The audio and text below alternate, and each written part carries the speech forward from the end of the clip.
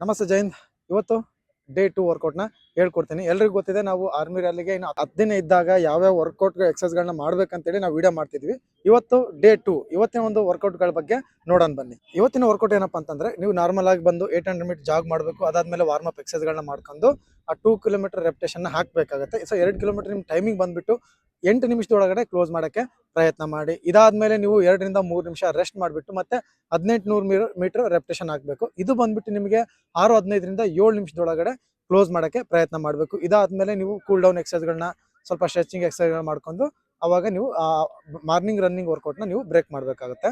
Next evening ಏನಿಲ್ಲ, ಬಂದ್ಬಿಟ್ಟು ಒಂದು 2 ರೌಂಡ್ ನಾರ್ಮಲ್ ಜಾಗ್ ಮಾಡಿಬಿಟ್ಟು ಅದಾದ ನಂತರ ನೀವು ಒಂದು 400 ಮೀಟರ್ ಈ ರೀತಿ ಒಂದು 4 ರಿಂದ 5 ರೌಂಡ್ನ ನಾರ್ಮಲ್ ಸ್ಟೆಪ್ ಅಲ್ಲಿ ರನ್ ಮಾಡಿ ಸಾಕು. ಯಾಕಂತಂದ್ರೆ ನಿಮಗೆ ನಿನ್ನೆ ಮತ್ತೆ ಇವತ್ತಿನ ಬೆಳಗ್ಗೆ ವರ್ಕೌಟ್ ಜಾಸ್ತಿ ಹಾರ್ಡ್ ಆಗಿರುತ್ತೆ. ಹಾಗಾಗಿ ಸಿಂಪಲ್ ವರ್ಕೌಟ್ನ ಮಾಡಿ, ಇದಾದ ನಂತರ ಸ್ಟ್ರೆಚಿಂಗ್ ಮಾಡಿ ಕೂಲ್ ಡೌನ್ ಮಾಡ್ಕೊಂಡು ಅವತ್ತಿನ ವರ್ಕೌಟ್ನ ಮುಗಿಸ್ಬೇಕಾಗುತ್ತೆ. ಮಾಡ್ತಿದಾರೋ ಅವರಿಗೆ ಈ ಒಂದು ಮಾಹಿತಿನ ಮರೆಯದೆ ಶೇರ್ ಮಾಡಿ. ಜೈ ಹಿಂದ್.